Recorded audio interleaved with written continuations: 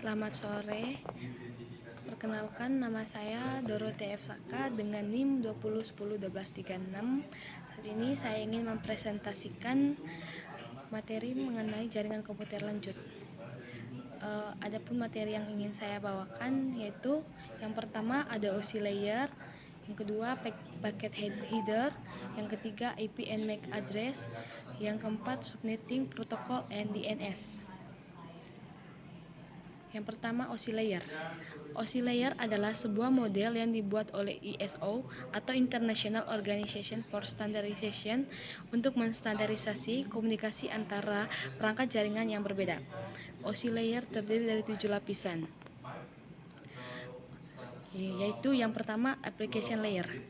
Lapisan ini bertanggung jawab untuk menyediakan layanan aplikasi kepada pengguna seperti email, web browser, file transfer, dan lain-lain. Yang kedua, presentation layer.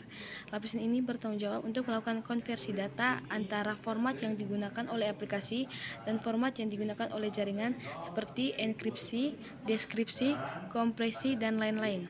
Yang ketiga ada session layer. Lapisan ini bertanggung jawab untuk mengatur sesi komunikasi antara dua atau lebih perangkat seperti membuka, mengelola, dan menutup koneksi. Yang keempat ada transport layer. Lapisan ini bertanggung jawab untuk mengirimkan data secara andal dan efisien antara dua perangkat seperti mengatur aliran data, mengontrol kesalahan, dan mengakomodasi kecepatan yang berbeda. Yang kelima ada network layer.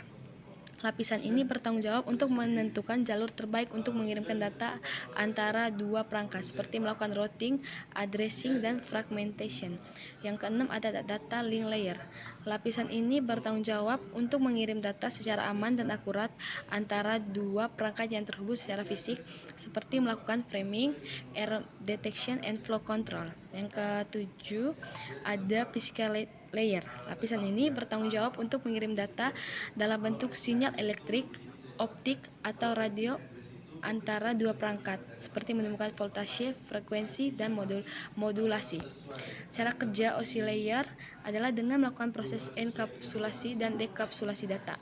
Enkapsulasi data adalah proses penambahan informasi tambahan atau header pada saat data bergerak dari lapisan atas ke lapisan bawah. Dekapsulasi adalah proses penghapusan informasi tambahan atau header pada data saat data bergerak dari lapisan bawah ke atas. Proses ini memungkinkan data dapat dikirim dengan benar dan sesuai dengan protokol yang digunakan oleh masing-masing lapisan. Yang kedua ada paket header. Paket header adalah bagian awal dari sebuah paket atau frame yang berisi informasi kontrol seperti alamat, routing, dan versi protokol.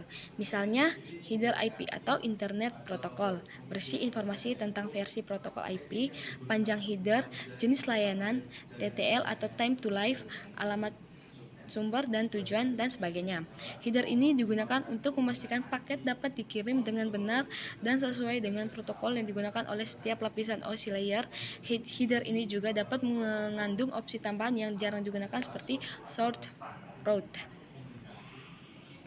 Berikutnya ada IP and MAC address.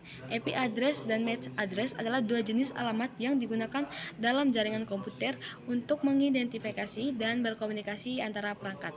IP address adalah alamat logis yang bisa diubah dan digunakan untuk mengidentifikasi perangkat dalam jaringan yang lebih luas seperti internet. MAC address adalah alamat fisik yang tidak bisa diubah dan digunakan untuk mengidentifikasi perangkat dalam jaringan lokal. Terus berikutnya ada beberapa perbedaan antara IP address dan MAC address. Yang pertama, IP address terdiri dari 32 bit atau 128 bit yang dibagi menjadi 4 atau 8 blok, sedangkan MAC address terdiri dari 48 bit yang dibagi menjadi 2 blok. Terus yang kedua, IP address menggunakan kombinasi angka desimal dan titik sebagai pemisah, sedangkan MAC address menggunakan kombinasi angka heksadesimal dan tanda titik 2 atau tanda hubung sebagai pemisah.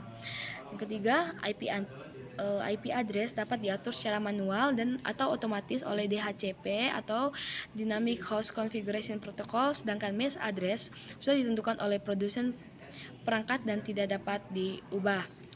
Berikutnya, IP address dapat berubah sesuai dengan lokasi dan perangkat yang digunakan, sedangkan MAC address tetap sama di setiap jaringan. Selanjutnya, IP address digunakan untuk identifikasi dan komunikasi antar jaringan, sedangkan MAC address digunakan dalam pengirim data di dalam jaringan lokal. Yang terakhir, IP address memiliki struktur hierarki yang memungkinkan pemetaan alamat secara global, sedangkan MAC address bersifat lokal dan hanya memetakan alamat secara unik dalam jaringan lokal. Nah, yang terakhir ada subnetting protokol and DNS. Subnetting adalah teknik yang digunakan untuk membagi jaringan besar menjadi jaringan-jaringan yang lebih kecil yang disebut subnet.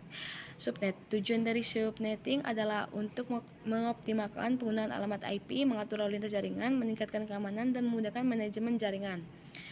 Sementara untuk protokol adalah aturan atau standar yang mengatur komunikasi antara perangkat jaringan. Protokol menentukan format, urutan, dan prosedur pengiriman dan penerimaan data.